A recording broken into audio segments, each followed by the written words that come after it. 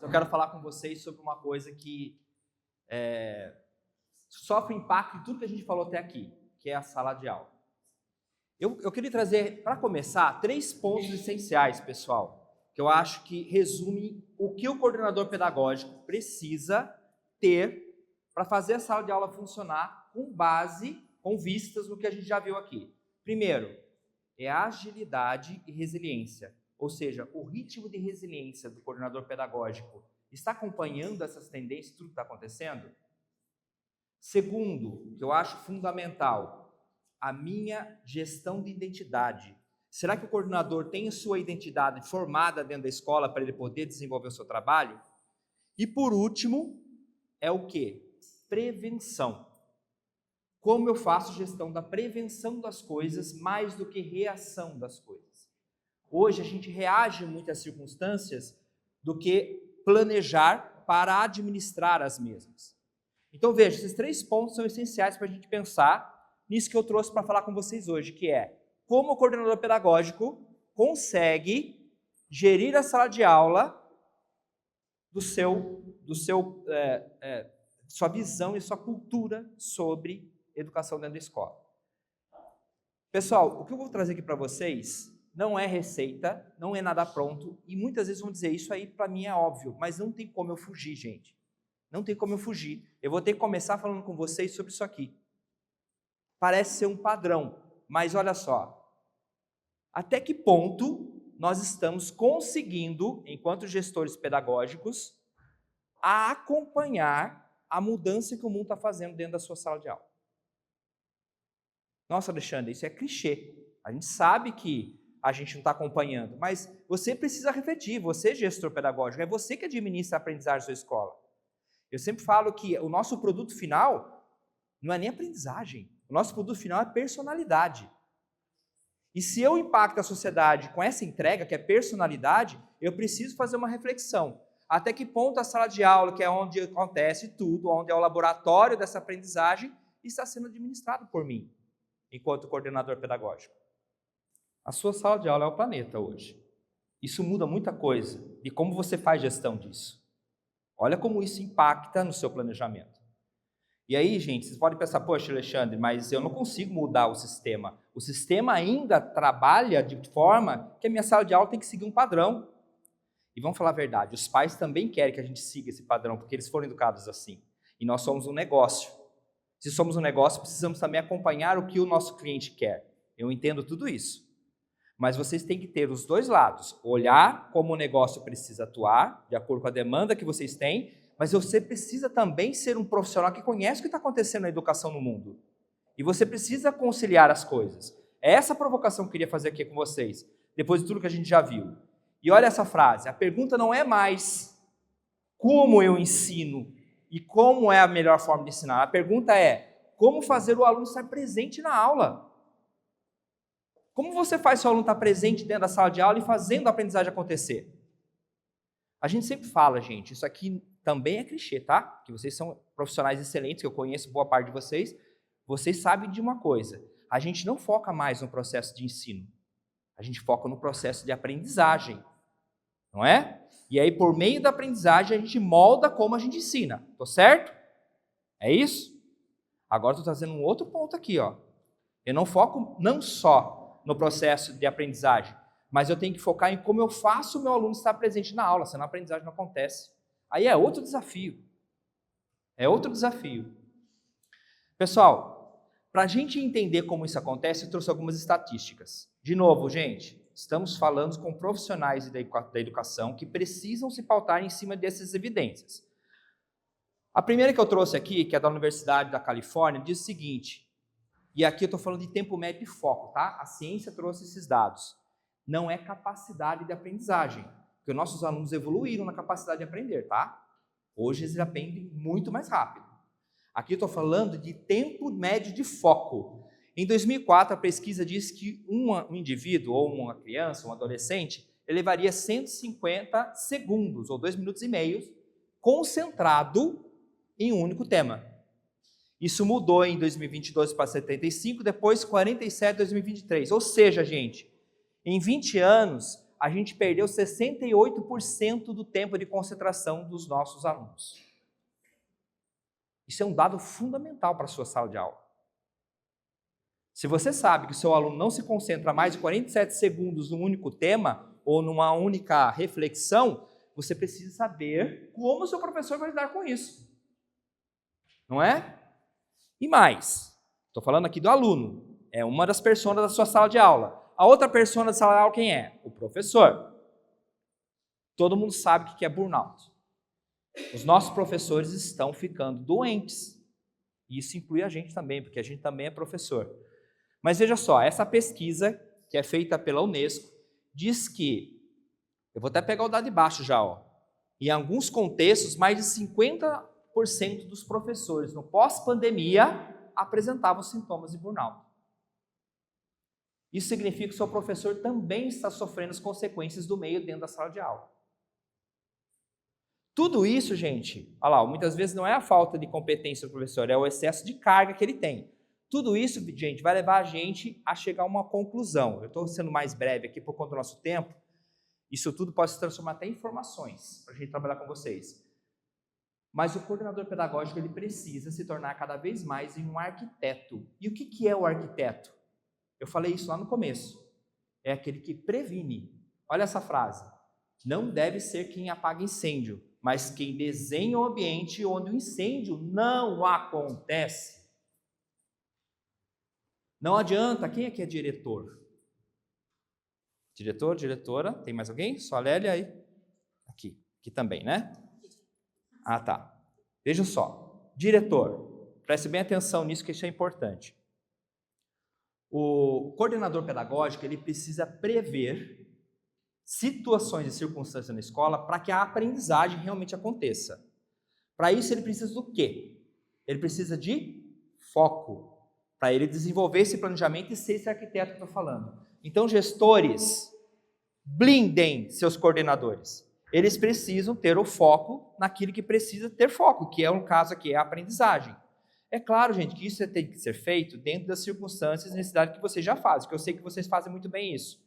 Eu só estou trazendo esses pensamentos porque eles moldam como a gente tem que construir o coordenador do século XXI. Tá? Vamos lá, vamos entender como isso acontece. Eu trouxe aqui algumas imagens só para exemplificar e criar um plano de fundo para uma história que eu quero contar para vocês.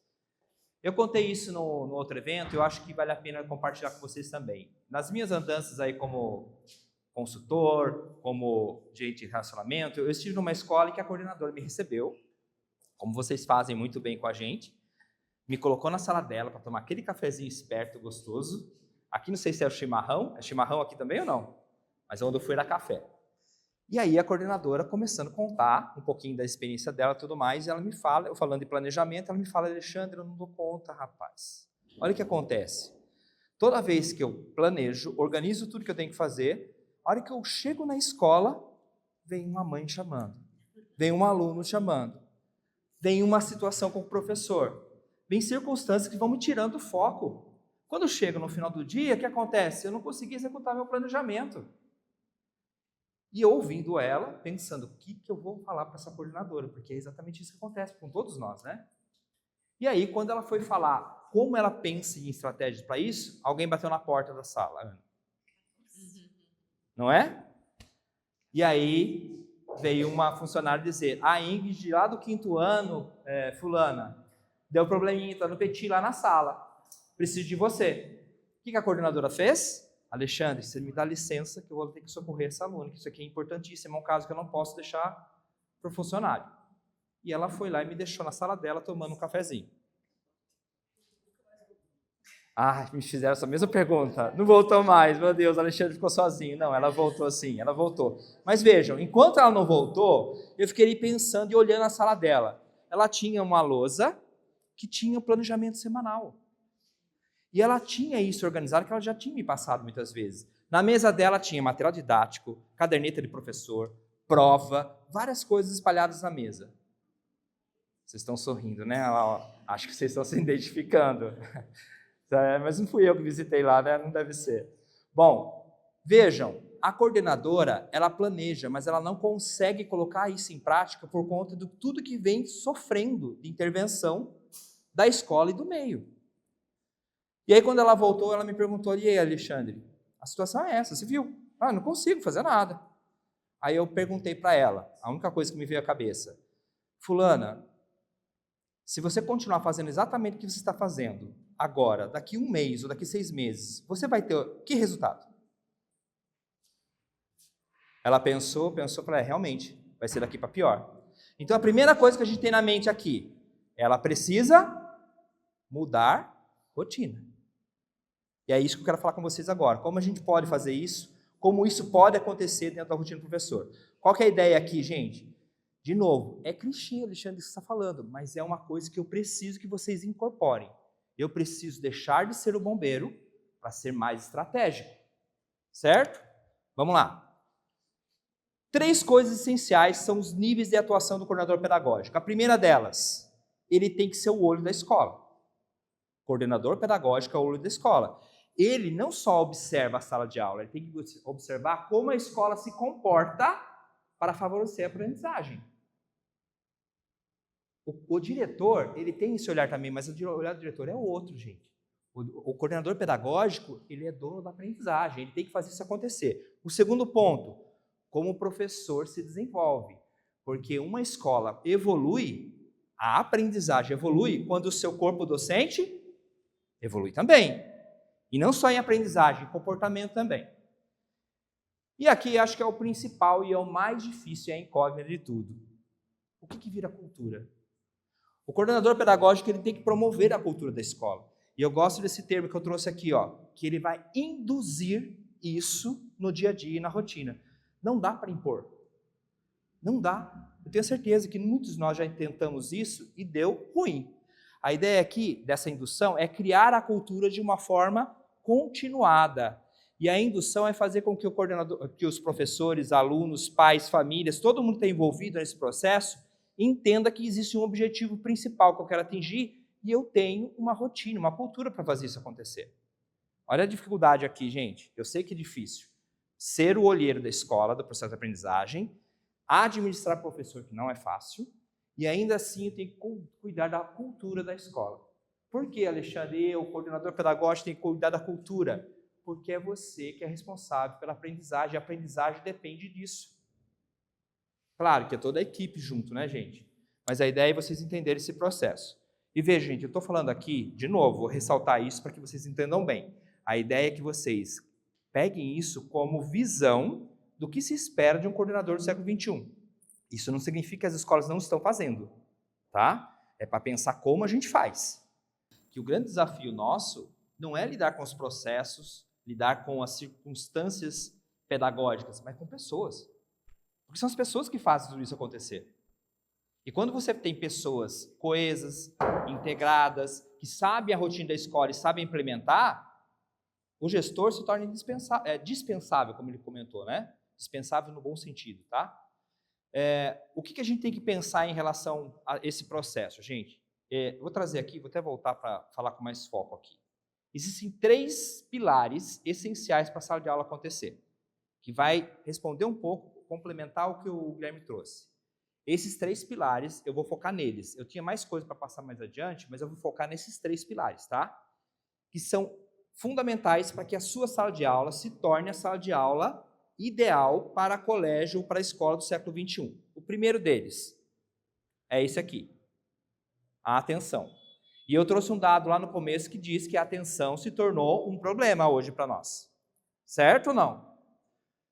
Como o coordenador pedagógico faz com que a sala de aula se desenvolva com isso aqui bem construído? Primeiro, eu tenho que ter um professor que saiba construir isso. E aí vem aquele segundo ponto que eu trouxe, formação do professor. Eu trouxe 3 verbos para cada um dos pilares para exemplificar para vocês como a gente trabalha ou como poderemos trabalhar essa atenção. O primeiro deles é a ativação. O professor precisa entrar na sala de aula e saber ativar a atenção dos alunos. Agora uma pergunta, como você, coordenador, monitora ou trabalha para que seu professor ative os alunos no início da aula? Veja, estou fazendo vocês refletirem um pouquinho para a gente entender como isso pode acontecer. Feita essa ativação, eu vou para a manutenção. O professor tem que estimular e alternar os estímulos para que o aluno mantenha-se dentro da atenção desejada. Porque eu já falei aqui que em 40 segundos seu aluno, dispersa. Então eu tenho que trabalhar esse ponto. E todo momento eu tenho que saber como recuperar isso, porque é normal a gente perder parte dos alunos em alguns momentos. Eu tenho que saber fazer essa retomada. Quando eu fiz aqui para vocês essa pergunta, como vocês fazem isso? Eu busquei a ativação de vocês ou não? Busquei, porque eu fiz vocês pensarem. Se você tivesse distraído, o que você ia fazer no momento que eu ativei vocês? Opa, deixa eu voltar, porque senão vai cair para mim aqui a resposta. Como que eu faço? Então, essa ativação tem que acontecer a todo momento de sala de aula. Primeiro pilar, então. Eu, coordenador pedagógico, preciso garantir que o meu professor saiba garantir essa atenção. Qual que é o segundo pilar, gente? Quem chuta aí? Ou quem sabe dizer? Segundo pilar, para sustentar uma sala de aula bem gerida, bem administrada aí com as tendências do século XXI. Quem arrisca? Planejamento, boa. O que mais? Uma boa aula, desenvolver a aula de uma forma, ok, beleza. A gente sabe que a atenção é uma coisa que eu tenho que buscar com o meu aluno e isso envolve impacto no planejamento da minha aula que eu trouxe nos 3 verbos. O segundo pilar é o comportamento do meu aluno. O aluno hoje ele tem que ter um comportamento favorável para a aprendizagem na sala de aula. O professor não tem tempo para corrigir comportamento. Não tem. Por isso que ele chega na sua sala reclamando disso todo o tempo. O professor ele tem que prevenir esse comportamento. Ele não pode ser reativo, ele tem que ser preventivo, né? Como eu faço isso? Primeiro, eu tenho que antecipar. A aula começa com uma estrutura clara. Eu tenho que antecipar para o meu aluno o que vai acontecer durante a aula. Segundo ponto, combinados. Isso é fundamental. Ter um contrato e um alinhamento com o seu aluno é essencial para que ele se envolva dentro do processo. E o terceiro é sustentação, que é rotina e reforço constante. Gente, o que vocês entendem por rotina? Hein? Estou com 15 minutos para falar. Organização? Uma vez uma pessoa me falou assim, rotina é uma coisa meio contraditória com inovação, porque rotina, a visão da pessoa, é algo que é constante e eu tenho que sempre repetir o mesmo. Mas aqui não, rotina que eu quero dizer aqui é organização, como a professora falou. É quando eu crio dentro da minha semana, dentro do meu dia, ou mesmo dentro da minha aula, situações que são periódicas e que organizam o processo. Criar combinados, por exemplo, é uma rotina, certo? Será que a minha sala de aula está sendo desenvolvida dessa forma? O que eu, coordenador, faço para que esses 3 verbos aconteçam e impactem no comportamento do meu aluno? Reflexão. Lembrando que isso tudo que eu estou falando para você, a gente vai discutir no grupo à tarde, tá? E o último pilar é a prática docente, que é como o meu professor pratica ou leciona. Pratica o seu conhecimento dentro da aula, sua prática de desenvolver e tudo mais. Como eu, coordenador, faço com que o meu docente, o meu professor, faça isso acontecer? Primeiro, observação de sala. A gente tem que saber fazer a observação de sala, como vocês sabem fazer, que eu já sei que muitos aqui fazem muito bem, que é ter esse olhar para o professor com base à luz da cultura da escola, certo? Aí eu vou desenvolver um feedback, e isso é constante, não é de uma hora para outra. A Érica mesmo sempre nos fala isso. Eu não gosto de separar um dia para fazer feedback para vocês. Eu faço feedback quando precisa ser feito. Por quê? A gente entra nessa ponto da evolução, que é o quê? Ajustar de forma contínua a prática do professor.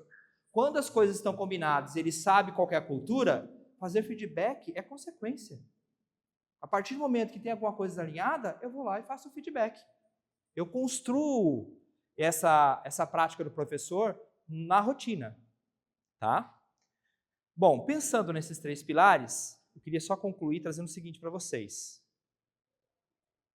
Tudo isso que a gente precisa fazer para gerir a sala de aula, fazer os pilares acontecerem, dependem de uma coisa fundamental que não dá para ninguém fugir dela, que é a gestão de indicadores, de dados. Hoje, tanto o professor como o coordenador pedagógico, ele não consegue mais desenvolver todo esse trabalho que eu vim falando, que a gente vem falando desde o começo da manhã aqui, desde a Michelle passando pela Érica, sem ter indicadores ou dados que ajudem você nesse processo. E aqui entra a tecnologia. Como, por exemplo, feedbacks imediatos, que a gente pode fazer no processo de aprendizagem também na formação do professor, trilhas adaptativas e acompanhamento em tempo real. Gente, quando eu falo acompanhamento em tempo real, acho que eu falei para alguns de vocês várias vezes. O professor não pode mais esperar, vejam bem isso aqui, o professor não pode esperar um bimestre para fazer uma avaliação somativa para entender se o seu aluno está aprendendo ou não. Isso não acontece, não pode acontecer mais. A avaliação ela tem que ser formativa. A somativa ela é mais para consolidar. A avaliação formativa ela tem que ser constante e ela tem que ter tempo real. E para isso vocês têm que ter ferramentas. Tá bom? Olha essa frase. O valor não está em saber o que o aluno errou, está em agir no momento em que ele erra. Esse é o ponto. Ainda sobre gestão de dados, a condução do coordenador pedagógico pode se pautar em alguns pontos críticos, por exemplo, que os dados podem trazer. Taxa de participação do aluno, erro recorrente, abandono de atividade, que é muito comum. Quando os dados começam a trazer essas evidências, vocês percebem que o fluxo da aprendizagem está tomando rotas perigosas. E aí eu venho para a atuação. A pergunta, o que esse dado está dizendo sobre a aula? Ou, o que vamos mudar na prática amanhã? E aqui é amanhã literalmente, tá? Não espere semana que vem para atuar sobre algum indicador trazendo algum alarme para vocês. Se vocês deixar para a semana que vem, já era. O aluno já foi, o professor já passou para outro estágio, a coisa já era. O ponto aqui é amanhã. É por isso, diretor e demais coordenadores, que o coordenador pedagógico precisa ter foco. Eu não consigo atuar amanhã se eu tenho 1 milhão de coisas para fazer hoje. Eu preciso saber atuar naquilo que realmente importa no processo de aprendizagem. Concordam comigo? Sim ou não? Ótimo. Bom, gente. Às vezes a gente acha que dado é só relatório. Eu fiz o relatório, está aqui, entreguei, está aqui para a gestão da escola, está aqui para o professor, está aqui para a família. Não. O dado não é para medir passado. O dado é para movimentar o meu planejamento futuro, o de amanhã. É aí que nós erramos. Quando eu falo nós, é a sociedade, tá? Todo mundo erra nesse ponto. Porque o PDCA, quando ele faz o movimento, a gente faz, planeja, executa, checa, na hora de atuar e replanejar, a gente patina. Por uma série de circunstâncias, que eu já citei aqui. Bom, gente, eu ia falar um pouco de gestão de tempo, mas só para resumir, quando o aluno não aprende, o tempo volta como problema. E aí, gestão de tempo, ele é trabalhado com tudo isso que eu acabei de falar. Mas tempo é uma coisa muito rica e muito valiosa dentro da sala de aula. É ou não é? Então, é fundamental que vocês administrem todo esse processo que eu acabei de dizer, que nós falamos aqui desde o começo da manhã, para que o tempo seja aproveitado e que ele volte a favor de vocês, porque o tempo não aproveitado em sala de aula vira problema. Então, eu caio de novo naqueles 3 pontos que eu trouxe no começo da minha fala. Primeiro, eu tenho que me antecipar e ser mais, planejar e não ser reativo. Esse é um ponto. Eu tenho que administrar as circunstâncias que movimentam o meu planejamento, ser resiliente. E terceiro, vocês lembram qual foi? Qual foi? Era prevenção. O que mais? Não anotaram, né?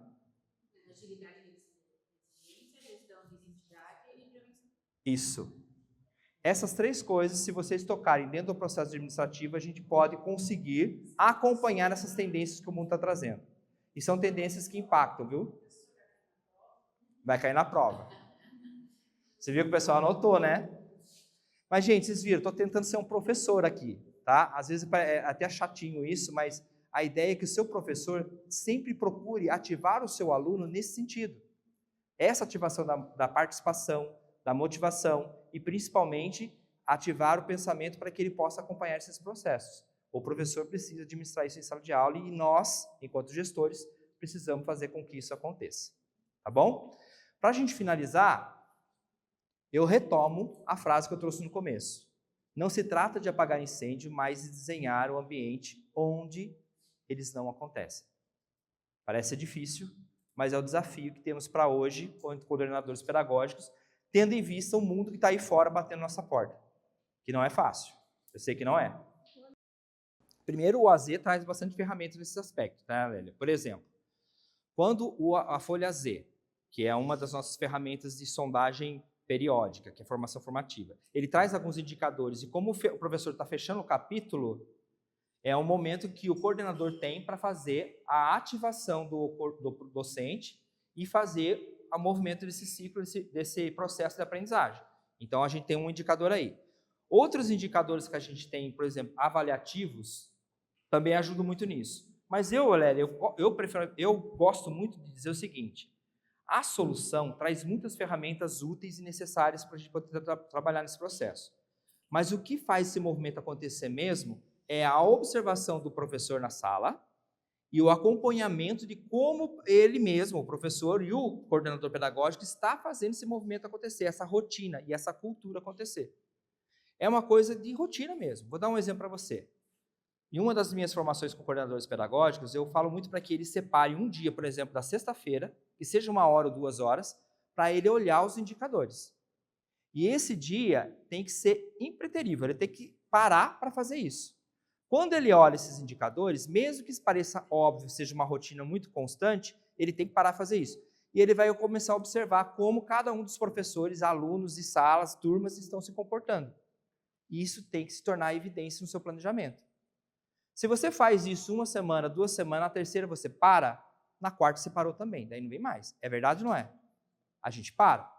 Então, outro fator, Lélia, respondendo a sua pergunta, além dos indicadores que a gente já traz na ferramenta, é muito a rotina que o coordenador tem para fazer essa sondagem. Mas eu só queria finalizar dizendo para vocês o seguinte: a ideia de movimentar-se para acompanhar a tendência do século XXI dentro da escola é desafiadora por uma série de motivos, né? Circunstâncias que a gente acabou de falar aqui. Mas pense no seguinte: vocês são os agentes que fazem o movimento acontecer na escola e já estão fazendo isso todo o tempo. E eu tenho certeza que os resultados vão aparecer.